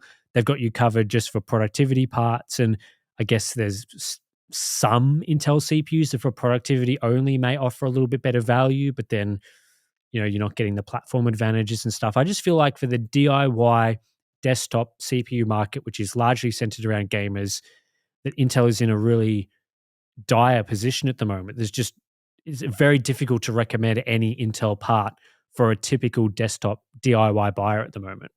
Yeah, I don't disagree. I guess the advantage of the 285K is that it's in stock for $600 US, so you can actually buy it at this point in time. I hadn't actually bothered looking at the 9950X 3D availability. I heard that there was pretty good availability initially from the retailers I reached out to, but obviously being a hot product, a popular product, it is currently unavailable, at least in the US. I haven't checked local retailers here in Australia, but yeah, unavailable. Not terribly surprising. I mean, the 9800X 3D has been largely unavailable. I'm not even sure if that's available at the moment at Newegg. It was when I was doing. Yeah. Okay. Yeah, it was when I was doing my review. So yeah, that good to see that product available. So I think pricing has been coming in and out at $480 for most of this year. It was really just the period in between its launch and the end of last year where it was very unavailable. Pricing was bad. So there's at least a few months there where the 9800X 3D was difficult to purchase. These days, though, I'm looking at PC Part Picker at the moment. It seems like you've been able to get one since January pretty consistently in stock at a Newegg or B&H or one of those retailers. It's definitely gone out of stock, because when I first got my 9950X 3D review sample, I was like, I wonder if the 9800X 3D is easy to buy now, because I haven't checked for ages. And it was actually out of stock everywhere in the US. But then 2 days later, I checked and it was the #1 bestseller on Newegg and in stock, which it currently still is. So that situation's definitely improved.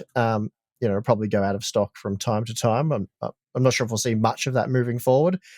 But yeah, it's good to see that you can buy it for the MSRP. And yeah, Newegg are still listing it as their #1 bestseller, which is pretty crazy. Flagship CPU, #1 bestseller. It's not something that you would have seen historically. 9950X 3D, yeah, probably going to be a little while before you can buy that. Where you can log on to your favorite online retailer and just buy it. It'll probably come in and out of stock quite frequently. Yep. But yeah, it's $700. It is $100 more than the Intel equivalent. You're just getting much more consistent performance out of what is essentially 16 big cores, let's say, opposed to the performance cores and E cores, which can give mixed results depending on the workload.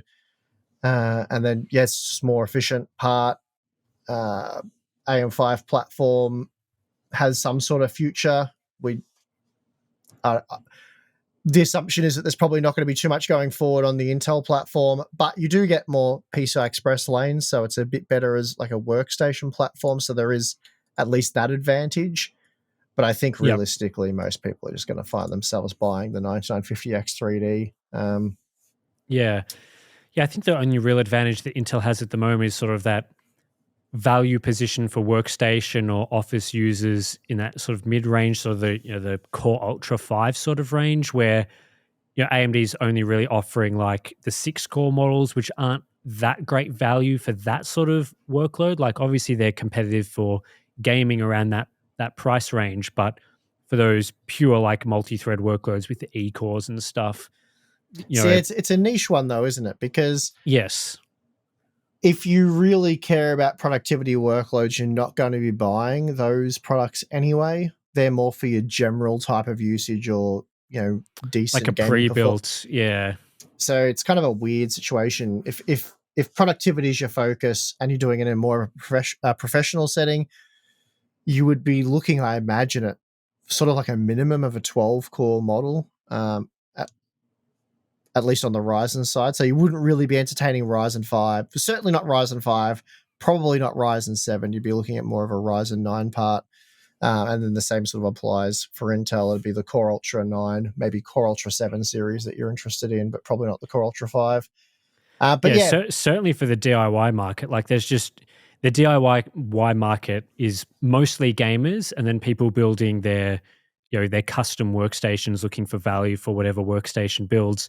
I think the only real reason you would see, not even the Core Ultra models, but the whatever the 5 series is, like a 265 non-K, whatever it is, 245, don't even know the names, whatever it is, the non-K models, I imagine those will be, maybe reasonable in sort of those HP, Dell type, what do you call them? Not pre-built, but like OEM systems where they just make a whole bunch of Office PCs, right?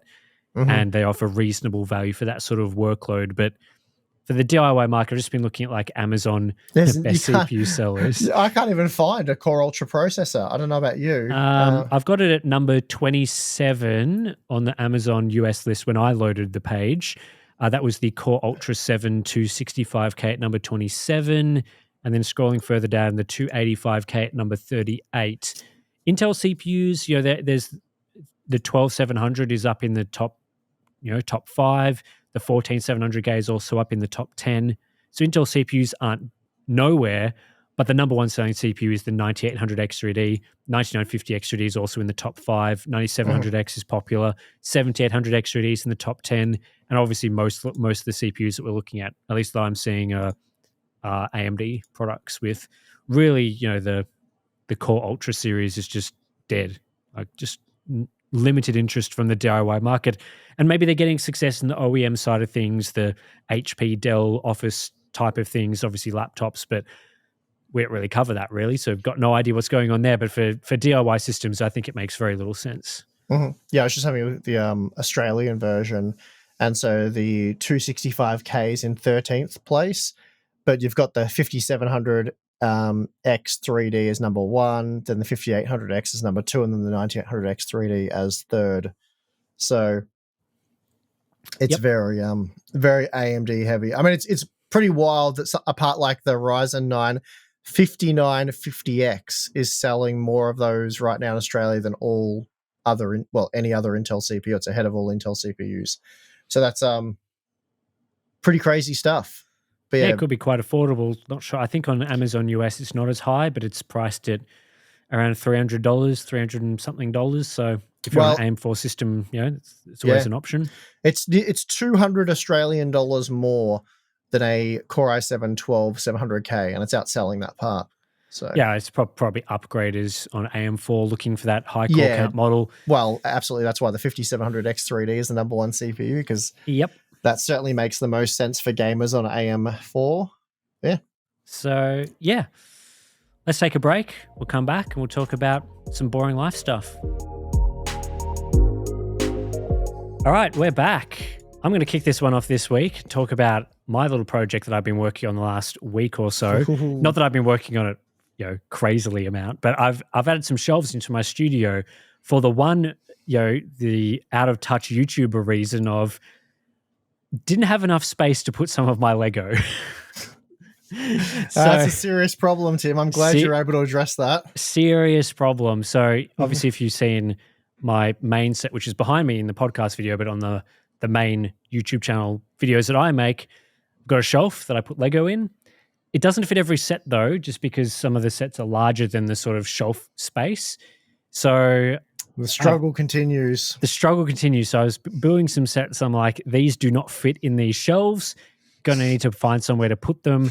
Don't want to just put them on the desk. So I built some shelves above my desk. I think you've got like a sort of a shelf along your wall that's above above your thing. Mine's covered in work-related stuff like motherboards and whatever. I'm not as privileged to have thousands of dollars worth of Lego on display, but that's fine. Sure. We won't talk about your tools in your shed that you built or anything.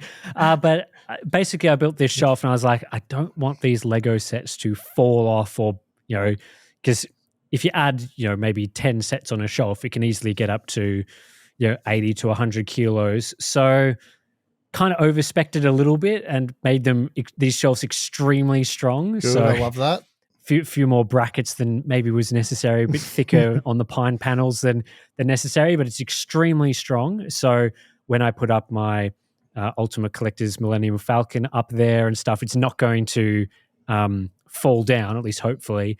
And the shelf's a little bit, normally when you make a bookshelf, you may only go for like a 400 mil depth to it. This is a little bit wider, a little bit deeper on the shelf, just so that it can fit. I looked at some of the sets that I had and things and some of the upcoming stuff and how big Lego was making some of their sets. And so I basically made it to accommodate that sort of thing. So the height is, I've got a good range of height so I can fit some of the taller stuff up there that won't fit into my current setup. Made it a bit deeper than that as well, so it could fit some of the deeper stuff. And yeah, I've been really happy with it. So just finished installing that last weekend. I've got one extra shelf to put up that I've just painted and is stored over there for the time being. But yeah, nice little construction project. I Yeah. did also have to buy a circular saw to cut the panels into the right shape. So Okay. added another DeWalt tool to my collection. That been working really well. Didn't go with anything super high end or anything, just the sort of pretty standard brushless sort of, cheap model, This but is how works it all well. starts, Tim. Your collection of tools just slowly grows over time, and before you know it, you got a whole wall of them. Well, I've got most things now that I think I would need to use for sort of projects. So I've got the circular saw, miter saw, jigsaw, reciprocating saws, and the drills, drivers. I've got a Look, these planer, all that things, sort of thing. So yeah, it just happens. You think you don't need this, and then you get that, and then that creates a whole problem in on itself for you. When then you've got to make shelves for your tools, and then you yep, might need a different tool to help make the shelves, and it's yep. just it's a big problem. Well, I always feel a little silly spending like a few $100s on a tool for a project when I could, make do with something else. And obviously, it makes the project cost a lot more expensive. But I found, as I'm sure you found as well, that you buy a tool for one thing, like, oh, I need a planer for this Yeah. specific thing to fit it in, and then I've used that tool many more times on other things, like the sand, the orbital sander. Use that for making shelves and things. The jigsaw I use for this project just to cut out like a little tiny bit to fit it in properly, and Oh, you the know, tools are a great investment. I look at it totally differently. I mean, I think we both agree, but my outlook on it's always been, how much is it going to cost me to either have someone else do this for me or buy a pre-made thing? yeah, And to buy a couple of planks of pine, it's not expensive. Yeah, yeah, it's going to vary, but you chuck a number out there. It might be like $40 per sheet or something, and then to buy a pre-made thing that's of that quality, it's probably over $1,000. And to get someone to come in and do it, yeah, don't even bother. So, I think I gave an example recently on the podcast. So I bought a magnetic drill, something I've always sort of wanted, but let's be real here. I probably don't have that many needs for a magnetic drill, but it's kind of like when you can use one or would want to use one, they're super handy and valuable even. So for the gym build, we needed to make like 200-ish cleats. I think it was probably closer to 300 cleats. Each needed a 22 mil hole bored into it. And to get them pre-made, it was going to be quite expensive. yeah, You talking about a serious amount of money to buy pre-made cleats, because they end up being like $7 or $8 each or something. Anyway, it turned out that I could basically buy this drill and roughly break even. So I get to keep the drill, and I just had to do it myself, which I actually got my father-in-law to do it, so he had quite a bit of fun doing that job. So palm that off to him. But yeah, got a couple of annular cutters, got the magnetic drill, and away we went, and we made them in no time at all. And now I've got the tool. And it's the same thing when many years ago, when I went down this what would you call it? This venture into owning many power tools. We built a house, and the builders wanted, I think it was like $8,000 to do the front deck. So it was already going to have a veranda roof and whatnot. It was like a 15-meter by 2-meter deck. So yeah, nothing crazy. They wanted around $8,000 at the time for it. I priced it up. I did it for like $1,500. So I ended up buying one of those like $5,000 toolkits where you just get all the yeah. essentials, and that's where I started. So I got a full builder's toolkit of DeWalt tools. Built the deck. I did a great job of it. Very happy with it. Still have it there today. And I think I saved like $1,000. So Yeah, it's that, obviously the labor cost, but even back then, it's like, the cost of you happily spend the time to, especially if you enjoy doing it. It's kind of like mhm, the labor cost. You could look at it as like, yeah, okay, I could pay someone a few $1,000s in labor cost to do this, and I'm saving that time for something else. But if it's something you enjoy doing, it kind of reduces that it's fun time. to learn this stuff. Yeah, I mean, building a deck's pretty labor intensive. A lot of screws and things you have to do, and a lot of cuts and whatnot. I think I spent like 2 days on it and got it done. It wasn't, and very much an amateur at the time. Got it done, no worries, and I still have those tools to this day. That this would have been 13, 14 years ago now. Yep. So it's still the current DeWalt lineup. Obviously, they've made newer and better versions of those tools, but yeah, I've still got pretty much all of them. The same circular saw, still use that. But for most of the cuts, I Yep. used a miter saw, a drop saw. But anyway, that's how I look at it when I've got to do a job. I'm like, can I price in some tools here to get the job done? And it's Yep. worked out well for me so far. I've got a lot of things done and saved a lot of money. So, yeah. I think the issue with shelves as well is that if you buy a lot of those pre-made things, firstly, they always come in set dimensions. So there's, if you want something that's not in those exact, like you go buy a pine panel from Bunnings or whatever, our local hardware store, they come in set sizes. So if you want a certain exact size, Mhm. you basically either accept that you're building a shelf based on the panels that they sell, or you have to get it. Yeah, either have to pay for the cuts at Bunnings or whatever. Sometimes they'll do it for free, or if you want to cut it to a certain length or size, then you've got to buy a tool to do that. And then in addition, if you go outside of, even just buying the panels to do it and you're buying like a whole pre-made kit, often just the quality of the materials is so low. Like they're using Mhm. chipboard or MDF or something. Whereas Yeah, with that's my right. pine panels, I was using actual, I think it was, the FJ, Well, pine panel stuff, which is just a much better quality yeah, material. laminated pine. Yeah, we Yeah. built your desk, for example, out of hardwood, which Yep. that'll be there forever. My desk that I built out of hardwood, I've been throwing test systems, dragging motherboards and stuff all across it, and looks like the Yep. day I put it together. Whereas, yeah, if you buy those laminated things, the laminate wears through, and then you've got exposed chipboard which starts falling apart, or yeah, the It's just the MDF. edges. They're so Yeah. fragile on those products because they've just laminated over it, and Mhm. as that starts chipping away, it's just no Yeah, and good. So it's a cheap type of laminate as well. A lot of them are like use sort of a melamine or something like that. But yeah, they're just yeah, much cheaper as you say. So although it seems like you're saving money and you're getting a pretty good product, it looks good and all that initially, it's just not very durable and doesn't go the distance compared to a even a pine or in particular a hardwood. So anyway, that's very yeah, I mean, good. I'll be coming down your way shortly. I suspect. So I'm going to come and have a look at this thing. I sure. can't wait to see it. But yeah, I mean, I think as well the issue that you get is sort of the weight limit and sort of things. We put in some shelves from a pre-made kit into our house, just like display shelves on one of the walls. And like the load rating on those things, they're sort of, when they say like how much you can put on there is like pathetically low.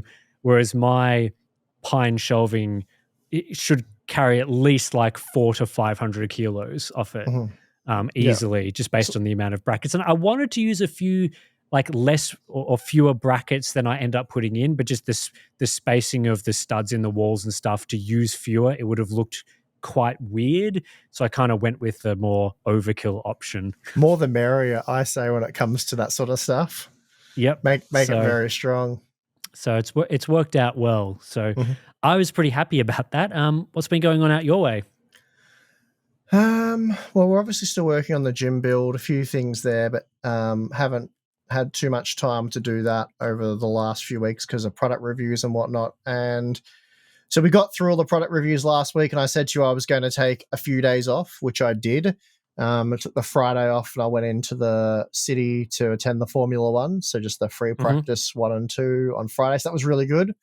So we had a hospitality unit that we paid for that day, and that was all right. That was pretty good. And then I went in for the race. We got invited by the Formula One media engineering team. So that's the team that's responsible for a lot of the really cool content you see with the F1. So, like the onboard cameras, the helmet visor camera, which I don't know if you've seen that before in F1, but you should check it out if you haven't. It's like the coolest angle, the 360-degree cameras, all that sort of stuff. So they maintain and make sure all that equipment works as it should on the cars. They do a heap of other stuff, but that's, I think, the core of probably the more exciting things they do. So anyway, they invited, came along as a VIP guest. So we got some pretty cool access. We got to walk down pit lane on race day. So the drivers walk out and do all that sort of stuff. That was an absolutely insane, mind-blowing experience that I never thought I'd get to do. And of course, I got to wave the checkered flag. So I put that up on X,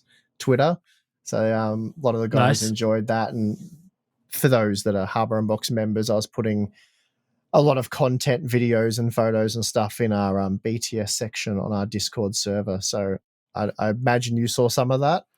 Yeah, I did. I wasn't sure how you managed to get down there. So you're saying that I were you snuck in. invited as like a guest of Hardware Unboxed or through some other means? Or did you run into them at like the Friday session and they're just like, come Yeah, on down? it's sort of a friend of a friend situation, let's say. So, but Right. they Yeah. were aware of Hardware Unboxed and fans of the channel, big fans of the monitor testing. So they told me that the Monitors Unboxed content helps Formula One pick monitors. So that was pretty awesome to learn.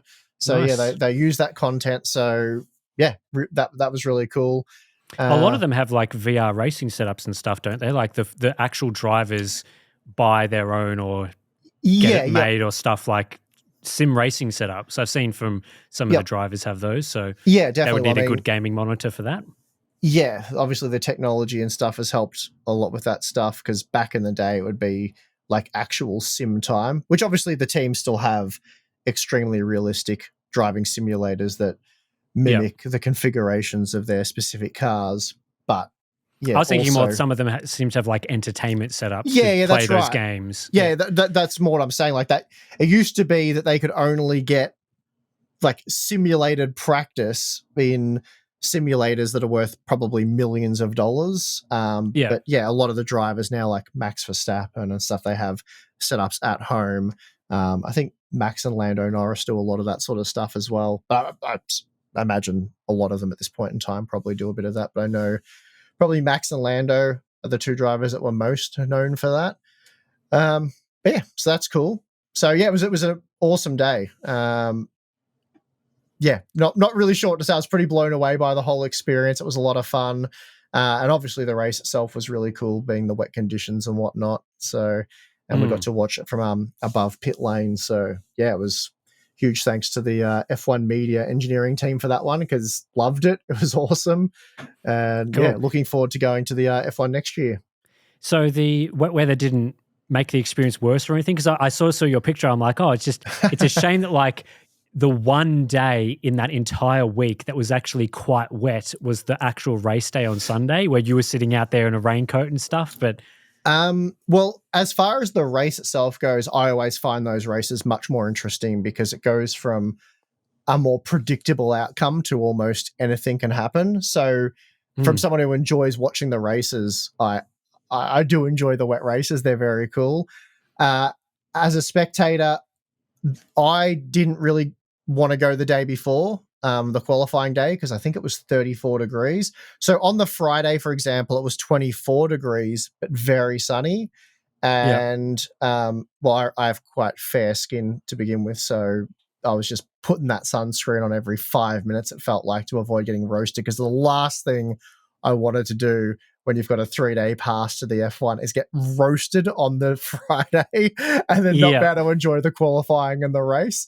So I was very paranoid. I actually went and bought an F1, like the big straw brimmed hats, because although we had the hospitality unit, it was a 3-story one. So we spent a lot of time on the 3rd story because you just got a really good view of the track, but it puts you out in the sun.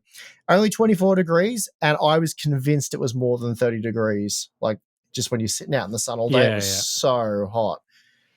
So the 34-degree day was brutal. I didn't actually spend much time there. It was that hot. You think being an Australian or whatever, we're used to it, but I don't love the super hot days. They're usually days, maybe when I was in my 20s, I didn't mind, but these days, that's where I sit under my 12 kilowatt air conditioner going, how good's this? Yeah, same. Like 34, it's not bad if you're outside briefly, but if you're outside for hours and in the sun, it's really bad. And it was very humid as well to add to it. So it was brutal out there. Like moving around and stuff. Like, 24, like if you're outside doing garden work and it's like 24 or 25 and hard sun, it'll feel really hot. Yeah, you're sweating. So, yeah, I wouldn't want to be outside if it was 34. Like, being in the pool for like a little bit is fine, but certainly sitting around, like if you go see the cricket or something and it's 30 plus and you're in the part of the stadium that gets the sun, real bad. Like you're retreating to the undercover sections quick.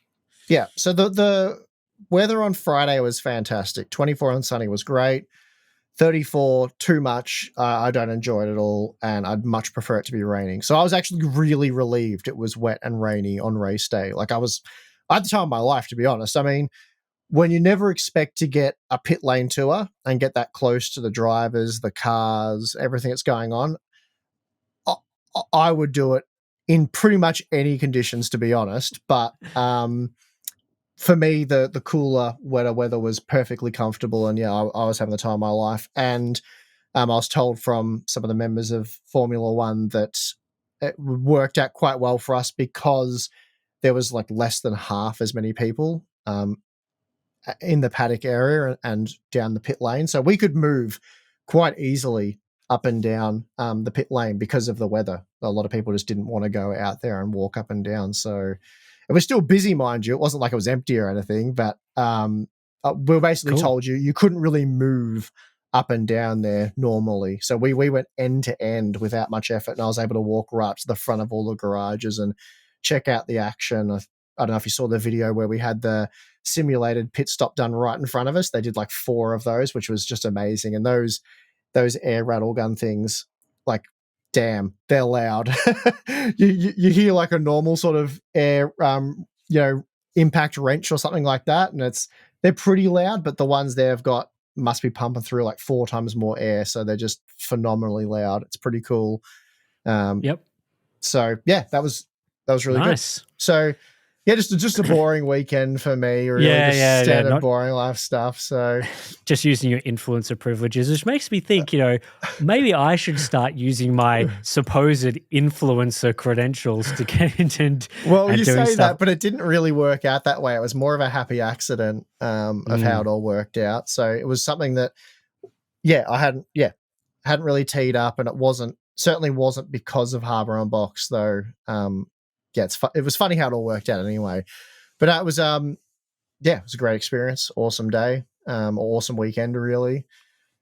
And I'm looking forward to next year. And also, I wouldn't mind wrapping up this podcast and within the next hour, because we do have free practice starting in China, so I do want to watch that, Tim. So just cool. speed this up. So yeah, it's in an hour and 30 minutes. So whatever you want to say, you got to do it in the next hour and 20 minutes. Yeah, I guess I should start trying to convince, maybe convincing the F1 will be difficult because they're an international organization, but maybe I can get the Adelaide Crows on board to at least do something. I mean, you've probably got a bit of a chance with that. I think you'd have to, if you really wanted to use your influencer credentials, you'd probably have to do more mainstream content and not like really nerdy monitor reviews with really nerdy CPU and GPU reviews. We'd have to, probably get the high-pitched voices out and start running around yelling about things and doing like TikToks, being like, "Here's me at the game" or whatever. I don't even attend that many games really. Like, even though they're on in Melbourne and stuff, it's always a little too far and things like that. But we haven't got time, mate. You're busy working. Get those. That said, my open offer to the Adelaide Crows, if someone is listening to this podcast, which is not going to happen, no one from the Crows employees are listening to this, but the pre-season live streams, I'm sure I've brought this up before, there is usually a mismatch between the frame rate that's broadcast and the frame rate that's recorded. So potentially the cameras are set to 60 FPS and it's being broadcast at 50 FPS, very choppy. I am willing to fly to Adelaide to fix this for you. I will change the settings. No. Well, maybe. I'm negotiating this for you now. To be fair, I probably would fly there at my own expense. You can afford to do it. I can afford it. Come on, help them out, mate. Help them out. I am willing to go there and change the settings so that the broadcast quality for the preseason matches that are just done in-house is better. All right. That's my open offer. Right. I will fix that for you. Yeah, much appreciated. So anyway, they probably won't appreciate it, actually, because there's probably some technical limitation. They're probably well aware of this, but we'll see. Maybe. Anyway, that's that. So, well, fun stuff. Yeah. So pretty much does it for this podcast episode. Once again, just going super long, but interesting products to talk about, lots of things happening. So thanks to everyone that's listened to the end of this podcast. Just a reminder that we do have the Patreon exclusive podcast feed, the supporter feed, which gets you ad-free versions of this podcast. You'll also get the Q&As that we do uploaded as a podcast version and the live stream. So I think we'll be doing a live stream for Patreon members pretty soon, probably pretty early next week. So now's a great time to sign up if you want to join the live streams, if it's at a suitable time for you, of course. That said, the replays are always available for Patreon members and will be in the podcast feed as well. So that does it for this one. Thanks for listening, and we'll see you in the next one.